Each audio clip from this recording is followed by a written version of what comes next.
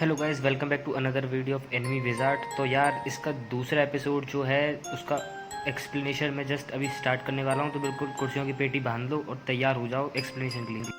तो यार अगले एपिसोड में भी क्लास स्टार्ट होती है जिसमें ग्लेन जो है पढ़ाने की मना कर देता है और सब बच्चों से फिर से सेल्फ स्टडी करने की बोलता है। यहाँ पर रूमिया और क्या कहते दोनों की लड़कियाँ परेशान हो जाती हैं इस बात से, क्योंकि ग्लेन हार गया था और उसके बाद भी वो अपनी बात को नहीं मानना था और ऐसे ही परेशान कर रहा था बच्चों को। वहाँ पर एक लड़की आती है जो उससे कुछ क्वेश्चन पूछने की बोलती है। तभी ग्लेन उस बच्ची से मना कर देता है कि उसे उस क्वेश्चन का आंसर नहीं आता। और उसके बाद सिस्टीन आती है और उस लड़की को बोलती है कि वो उसको उस क्वेश्चन को समझाएगी। और वो कहती है ग्लेन से कि वो कुछ जानता तो है नहीं, तो बच्चों को क्या ही पढ़ाएगा। इसके बाद हम देखते हैं ग्लेन पूछता है कि तुम लोग पढ़ने के पीछे इतना क्यों पड़े रहते हो, आखिरकार मैजिक में ऐसा क्या है जो तुम उसके लिए इतना पागल हो।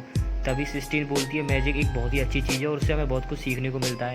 तभी ग्लेन पूछता है कि क्या मैजिक किसी को खाना दे सकता है या किसी को ज़िंदगी दे सकता है या किसी गरीब इंसान को अमीर बना सकता है। इस हिसाब से मैजिक किसी और काम के तो आ नहीं सकता है। तो वो सीधे सीधे पूछता है सिस्टीन से तो मैजिक का रियल पर्पस क्या है। तो इस पर सिस्टीन घबरा जाती है और वो कुछ भी अच्छे से ठीक से जवाब नहीं दे पाती। और इस पर ग्लेन बोलता है कि मैजिक सिर्फ लोगों की जान लेने के काम में आता है।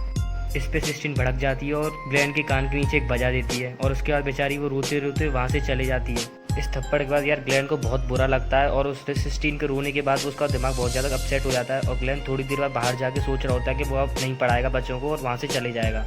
उसी के जस्ट बाद वो नोटिस करता है कि रूमिया जो है कुछ एक मैजिक सर्कल बना के कुछ सीख रही होती है और वो मैजिक लैब का यूज़ कर रही होती है। तो वो वहाँ पर जाके पहुँच जाता है और उससे पूछता है कि वो उस मैजिक लैब में क्या कर रही है इतनी देर। तभी रूमिया उसको बताती है कि वो एक मैजिक सर्कल बना रही है एक हाई लेवल का, जिससे वो बस कुछ सीखना चाहती है और लाइफ के बारे में जानना चाहती है। इसको वो देख के बोलती है कि वो उस पर अच्छे से बनाना नहीं आता, मगर फिर वो उसको जो ग्लेन होता है उसको एक एलिमेंट बताता है जिससे कि उसका मैजिक सर्कल पूरा हो जाता है। और उसको देख के बहुत ज़्यादा ताज्जुब करती है। ग्लेन पढ़ाना नहीं जानता फिर भी वो इतने हाईली कम्प्लेक्स तरीके की चीज़ों को कैसे समझ सकता है।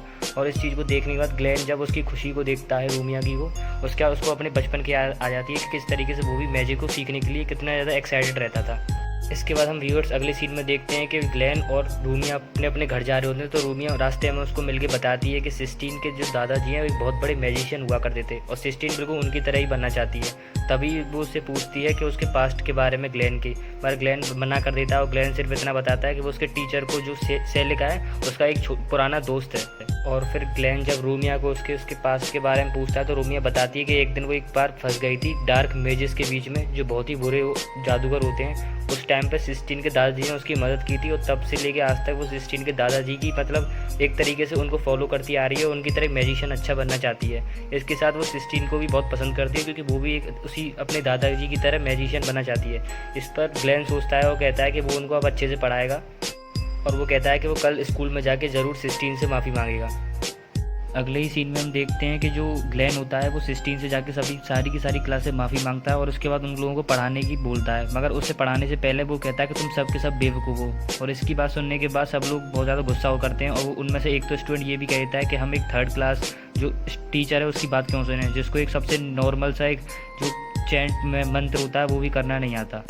तो उस पर ग्लेन बोलता है कि तुम लोग जितने भी नॉलेज रखते हो वो सब बेकार है, अगर तुम लोग अपना बेसिक्स भी क्लियर नहीं है तुम्हारा। तो इस पर वो सबसे पहला जो कल उस सिस्टीन ने उसके ऊपर इस्तेमाल किया था मंत्र, वो उसको मतलब स्पेल को उनके आगे यूज़ करके दिखाता है। और उसको यूज़ करने के बाद सब लोग कहते हैं कि ये तो एक नॉर्मल सी बात है और इसको तो कोई भी एक नॉर्मल स्टूडेंट यूज़ कर सकता है। मगर इसके बाद ग्लेन बोलता है कि उन लोगों के सामने कुछ क्वेश्चंस रखता है और उनको बोलता है कि अगर वो स्पेल का कोई एक पार्ट हटा देंगे तो स्पेल के साथ क्या होगा।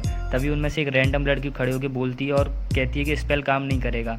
तो और बच्चे लोग कहते हैं कि हमें क्या पता होगी कि काम करेगा या नहीं करेगा। तो इस पर ग्लेन बोलता है कि तुम लोग तो कह रहे थे अभी तुम लोग मास्टर हो चुके हो, तो तुम्हें इसके बारे में इतना भी नहीं पता। तब ग्लेन उनको बताता है और वो जो मंत्र होता है जो स्पेल होता है उसको कई तरीक़ों से मतलब उनको सिखाता है और स्पेल की डायरेक्शन को भी कंट्रोल करना सिखाता है। इससे पहले उन बच्चों ने आज तक कभी स्पेल की डायरेक्शन को चेंज करना नहीं सीखा था, वो केवल स्पेल को डायरेक्ट यूज़ करना जानते थे। इस चीज़ को देखने के बाद वो सब बच्चे बहुत ज़्यादा ताज्जुब करते हैं। इसके बाद ग्लेन सभी बच्चों को मैजिक में जो मास्टरी हासिल करने की जो की होती है वो सबको समझाता है। ग्लेन बताता है कि तुम लोग जो मैजिक यूज़ करते हो वो तुम सब लोग किताब से पढ़ के और अपने दिमाग का यूज़ करके करते हो। तो वो तभी क्या कहते हैं जो सिस्टीन होती है उसके पास जाता है और उससे बोलता है कि आई लव यू। इसके बाद सिस्टीन घबरा जाती है और सब बच्चों को एग्जाम्पल के तौर पर दिखाता है किस तरीके से हमारा दिमाग बीच बीच में ख़राब हो सकता है। इसलिए वो समझाता है कि जितने भी जो मैजिक होते हैं उन सब का हमें इस्तेमाल अपने दिल से करना चाहिए। दिल से करने के साथ साथ हमें उसमें दिमाग का कम से कम ही यूज़ करना चाहिए। इससे होता ये है कि वो मैजिक को दिल से कंट्रोल कर सकते हैं और उन्हें बिना किसी किताब के पढ़ने के वो अपनी खुद की ट्रिक्स तैयार कर सकते हैं। इसके बाद हम अगले ही सीन में देखते हैं कि जो हेडमास्टर होता है मैजिक एकेडमी का वो सेलिका को बोलता है कि ग्लेन बच्चों के बीच में काफ़ी ज़्यादा पॉपुलर हो गया। इस बात को सुनने के बाद हेली काफ़ी ज़्यादा बुरा मानता है और वो कसम खाता है कि वो किसी न किसी तरीके से ग्लेन को स्कूल से निकलवा के ही मानेगा। और हम व्यूअर्स देखते हैं कि ग्लेन की क्लास में स्कूल के आधे से ज़्यादा बच्चे उसकी क्लास में बैठे होते हैं और उसको ग्लेन का पढ़ाने का तरीका सभी बच्चों को बहुत ज़्यादा पसंद आता है। आगे की स्टोरी में देखने को मिलता है ग्लेन जो है सेलिका से बात कर रहा था और सेलिका बोलती है कि उसको यहाँ पढ़ा के अच्छा लग रहा होगा, मगर ग्लेन अभी भी गुस्सा होता है और कहता है कि उसे यहाँ बच्चों के साथ रहने में कोई इंटरेस्ट नहीं है और वो बच्चों से बिल्कुल कोई ज़्यादा लगाव नहीं है उसको। और अगले सीन में हम व्यूअर्स देखते हैं कि कुछ डार्क मैजिस हैं वो प्लानिंग कर रहे होते हैं अगले दिन मैजिक अकेडमी में हमला करने की। और सुबह सुबह वो लोग ग्लेन को है बहुत ज़्यादा मतलब मान लो मारने की कोशिश करते हैं। और हम लोग देखते हैं अगले ही सीन में उसके बाद कि जो मैजिस होते हैं वो स्कूल में एंटर कर जाते हैं और डार्क मैजिस क्लासरूम में एंटर करने के बाद सिस्टीन और रूमिया को अपने साथ ले जाने की बोलते हैं। इस पर जब स्टूडेंट उनका विरोध करते हैं तो वो लोग अपने एलीट मिलिट्री लेवल का जो मैजिक होता है उस पर इस्तेमाल करते हैं स्टूडेंट्स पर, जिससे स्टूडेंट घबरा जाते हैं और वो लोग कहते हैं कि अगर कोई उनके रास्ते में आया तो वो स्टूडेंट्स को ख़त्म करने में ज़रा भी नहीं झिझकेंगे। इस पर रूमिया उनके साथ चलने को तैयार हो जाती है और वो कहती है ग्लेन से उसको ज़रूर बचा लेंगे। और अगले सीन में हम व्यूअर्स देखते हैं कि यार ये बंदा कुछ सिस्टीन के साथ गलत हरकत करने के चक्कर में है। और इसके बाद ग्लेन तुरंत ही रूम में आ जाता है और ग्लेन इन दोनों को देख के बोलता है कि तुम ये जो कुछ भी कर रहे हो करते रहो, मुझे कोई फ़र्क नहीं पड़ता। और वो जहाँ से जा रहा होता है तभी सिस्टीन उससे चिल्ला के बोलती है हेल्प करो बेवकूफ़। और इसके बाद जब वो सिस्टीन की हेल्प करने के लिए अंदर आता है तो वो जो तीसरा बंदा होता है जो डार्क मेज होता है वो कहता है कि तुम 3rd क्लास मेज, तुम मेरा क्या ही बिगाड़ दोगे, मैं मिलिट्री लेवल का मेज हूँ। और इस पर सिस्टीन बोलती है कि सर आप अपनी जान बचा के भागिए। तब इस पर ग्लेन बोलता है कि पहले तो वो मुझे अंदर बुला रही है और अब मुझे बाहर भेज रही है, क्या ही बेवकूफ़ लड़की है। और इस पर जब क्या कहते हैं सामने वाला डार्क मेज उस पर स्पेल छोड़ने की कोशिश करता है तो उसका स्पेल काम नहीं करता। और इस पर ग्लेन उसको दिखाता है एक मैजिक कार्ड और वो बोलता है कि उसने अपने आसपास के सारे मैजिक पावर्स को सील कर दिया है। तब इस पर डार्क मेज चौंक कर बोलता है कि वो इतने एलीट लेवल की पावर कैसे जानता है, क्योंकि वो एक 3rd क्लास मेज है। और इस पर वो हंसते हुए कुछ नहीं बोलता। ग्लेन डार्क मेज से बोलता है कि वो खुद की पावर भी यूज़ नहीं कर सकता। इस पर डार्क मेज कहता है कि उसको तो अब वो नहीं हरा पाएगा। ग्लेन तभी उसके एक पंच मारता है, उसके 2 दांत इधर उधर घुमा देता है। उसकी फाइटिंग स्टाइल को देखने के बाद डार्क मेज उससे बोलता है कि वो एक मिलिट्री लेवल की जो फाइटिंग टैक्टिक्स है वो कैसे जानता है। और इस पर भी ग्लेन चुप होता है और वो कुछ नहीं बोलता। और ग्लेन बताता है कि उसके ऊपर सुबह सुबह जो किसी डार्क मेज ने हमला किया है उसकी तो बत्ती बुझा के पहले ही आ चुका है और अब इस तीसरे वाले बंदे की बारी है। और उससे पूछता है कि ये टोटल कितने लोग हैं।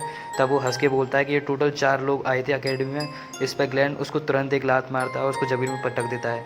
इस सीन के एंड में हम लोग देखते हैं कि दूसरा एपिसोड यहीं पर यार ख़त्म हो जाता है।